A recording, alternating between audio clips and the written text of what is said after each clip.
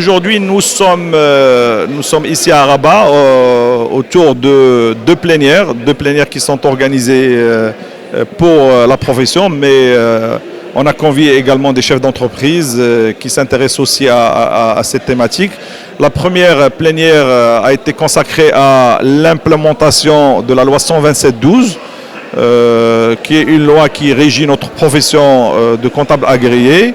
C'était plus, je dirais, une plénière interne dans laquelle ont assisté surtout les confrères comptables agréés et comptables indépendants. Et puis cet après-midi, elle est dédiée à la digitalisation dans l'administration.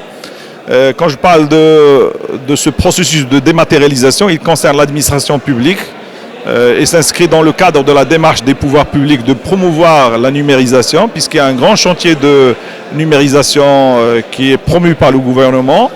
Ce chantier a touché d'abord certaines administrations qui étaient un peu pionnières. Je parle de l'administration des douanes, je parle de l'OMPIC, l'Office marocain de la propriété commerciale et industrielle, et bien entendu la CNSS avec ces deux produits phares qui sont Daman.com 1, qui a maintenant 13 ans, et puis la deuxième version de ce système d'information qui est Daman 2. Et puis vous avez depuis maintenant 3 ans et même un peu plus que l'administration fiscale s'oriente aussi vers cette optique irréversible et salutaire de la digitalisation à travers la généralisation de la télédéclaration et télépaiements fiscaux, d'abord pour les sociétés, ensuite les particuliers aussi, donc, et puis vous avez les personnes morales, les personnes physiques professionnelles et les particuliers. Donc il s'agit d'une généralisation qui touche tous les usagers de l'administration fiscale, et c'est une bonne chose. La numérisation, j'y vois plus d'intérêt, plus d'avantages.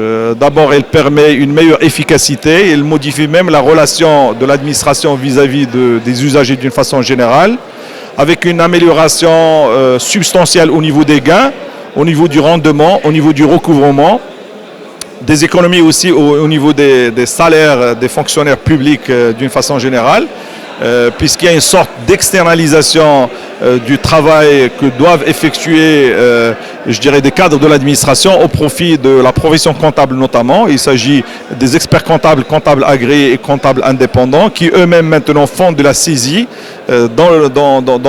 à travers l'utilisation de logiciels intégrés de gestion qui sont adaptés. Et puis il y a une connexion avec l'administration fiscale via la solution simple qui est le système d'information de l'administration et qui permet bien sûr de télédéclarer et de télépayer en temps réel, avec un gain énorme aussi, il faut le dire, pour les cabinets, puisqu'ils réalisent des économies importantes au niveau du temps, au niveau du papier, au niveau des frais de déplacement. Et puis l'autre avantage qu'il ne faut pas négliger aussi, c'est celui de la lutte contre la corruption, puisque ça a été démontré même dans d'autres pays. La dématérialisation permet de combattre la corruption, la lutte contre la bureaucratie, les abus de pouvoir. Elle permet effectivement moins de contact avec les responsables administratifs.